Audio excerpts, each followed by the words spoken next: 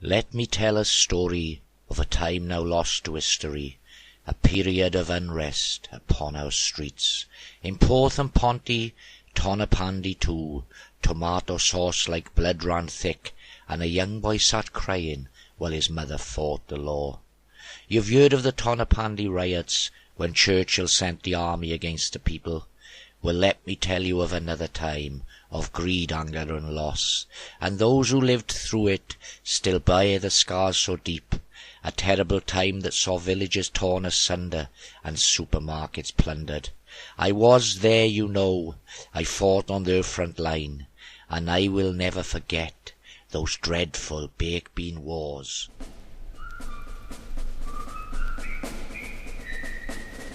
It was started by Netto, a cheap and cheerful store, who priced their baked beans at a mere 12p a tin. Tesco saw this an aggression, and fired back by offering theirs at 11p with guaranteed flatulence thrown in.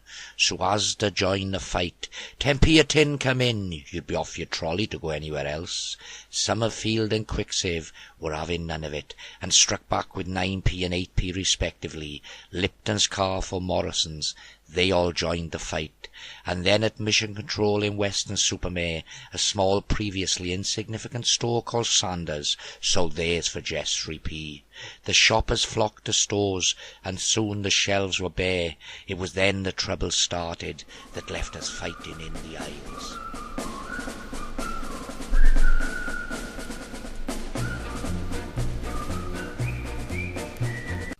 With handbags and umbrellas, a walking stick or two, oh, what a sight to see!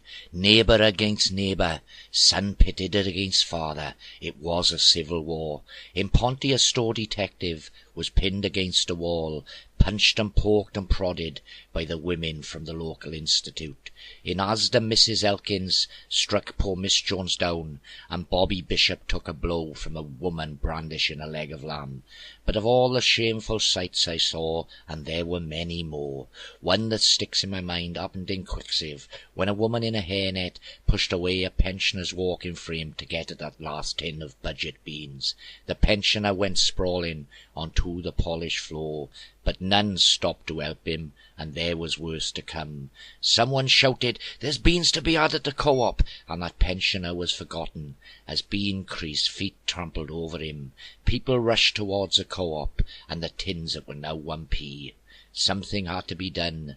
Many questions were raised, and then for the first time since the Second World War, rationing returned to our green and pleasant shores. You could only buy 5 tins, and that pretty much did the trick. Hostilities were stopped, and soon normalcy returned.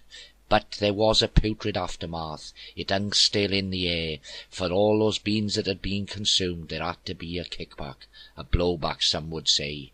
Many said the drains were blocked and the council were called in, but it was all so pointless. It was inevitable, for everybody knows that beans means farts. And now I am a veteran of the baked bean war, and when I wear my poppy, I think of those who fell.